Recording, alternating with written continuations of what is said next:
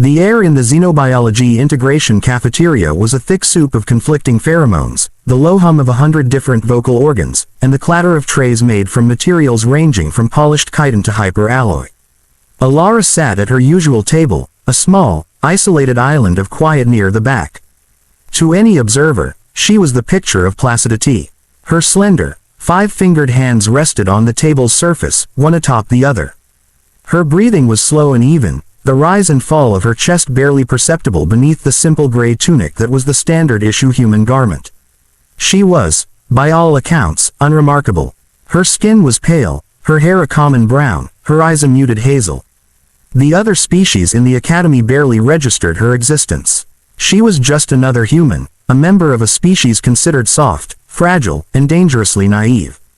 Krog, a Grelnik from the high-gravity world of Xylos, did not merely register her existence, he made a sport of it. He was a mountain of muscle and chitin, standing nearly 3 meters tall, with 4 powerful arms and a face that was a natural helmet of bone. His kind were warriors, born and bred on a world where the flora fought back and the fauna considered Grelnik a light snack. He was the embodiment of everything the term Deathworlder implied to the rest of the galaxy: brutal, strong, and unforgiving. Today, his target was Alara. He lumbered towards her table, his heavy footfalls causing the floor plates to groan.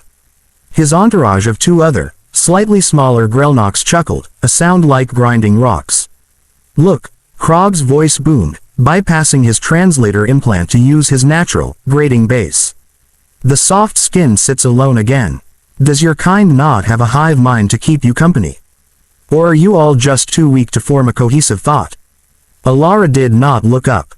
Her gaze remained fixed on a small, self-made pattern of salt crystals she had arranged on her tray. Krog slammed one of his primary fists onto her table. The impact was thunderous, causing her tray to jump and the salt pattern to scatter. "I am speaking to you, creature. Where is your respect for your betters?" Slowly, with an unnerving lack of haste, Alara lifted her eyes to meet his. There was no fear in them. No anger. Not even annoyance. They were simply observant. Like a geologist studying an interesting rock formation. "The only being I consider my better," she said, her voice a soft, calm contrast to his roar, "is the one who can prove it without needing to shout."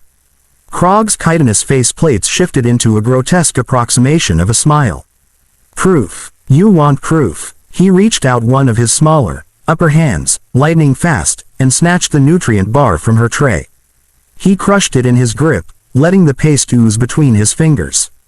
"This is your food, this mush. On Xylos, we tear the still-beating hearts from our prey and consume them for strength. That is proof." He leaned in close, his foul, methane-tinged breath washing over her. "I could snap your little spine with 2 of my fingers. I could pop your skull like a ripe grub. That is all the proof the universe requires." Alara's expression did not change. Unnecessary violence is a sign of a weak mind, desperate to prove a strong body. The insult, delivered with such serene certainty, enraged him. This was not going according to the usual script. The soft skins were supposed to cower, to run, to summon their pathetic authorities. They were not supposed to sit there and call him stupid. "Weak mind," Krog roared. He straightened up, puffing out his massive chest. "I will show you weakness. I will make you kneel before you break." He moved to circle the table, to get behind her, to force her to her knees. It was a deliberate, intimidating maneuver, designed to show total dominance. As he passed behind her chair, his bulk blocked her from the view of most of the cafeteria. His 2 companions, knowing the drill, shifted to maintain the visual block. Krog brought his largest, primary hand down on Alara's right shoulder. The intent was not yet to injure, but to press, to force her down, to make her feel his overwhelming power. His fingers, each as thick as her wrist, closed around the delicate joint of her shoulder and the side of her neck. The moment his chitinous skin made contact with hers, his entire nervous system screamed a warning. It was not pain. It was a fundamental, biological shriek of wrongness. Her skin was not soft. It was dense, impossibly, unnaturally dense. It felt less like flesh and more like neutron star matter sheathed in silk.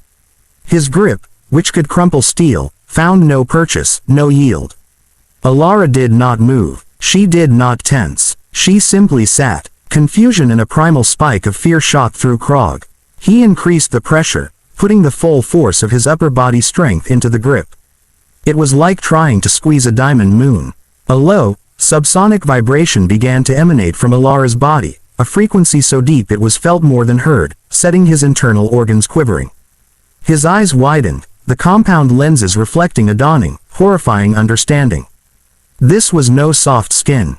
This was a mask, a deception. Alara's head tilted a bare centimeter to the side, her gaze still forward.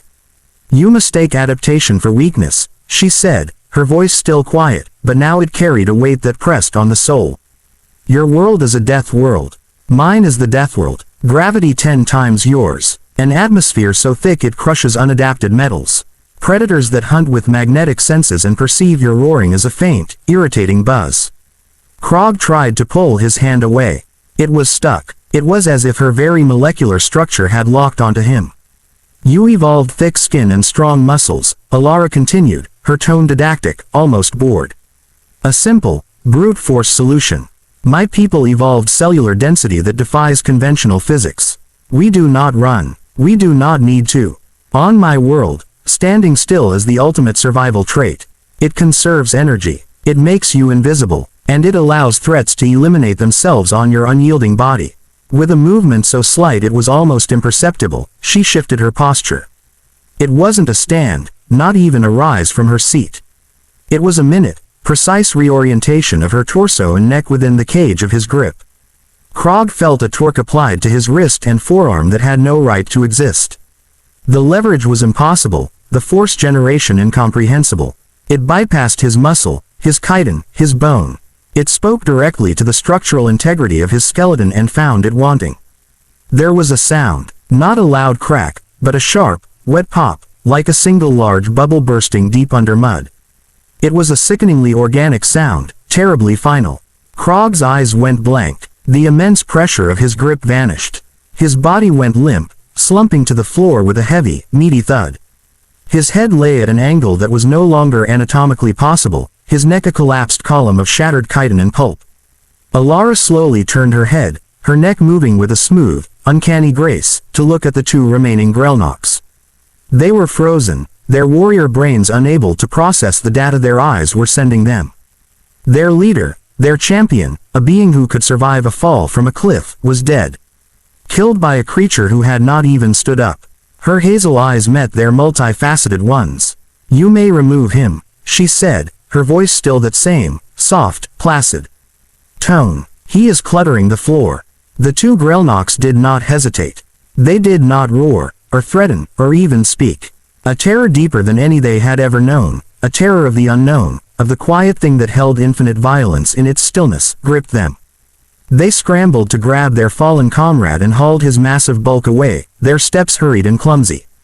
The cafeteria was utterly silent.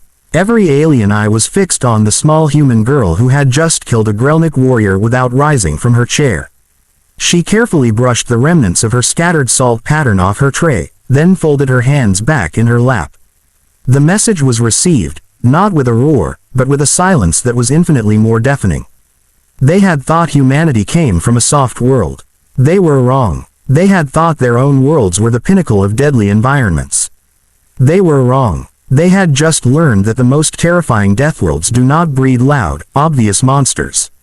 They breed things that sit very, very still, and wait for the universe to make the first mistake.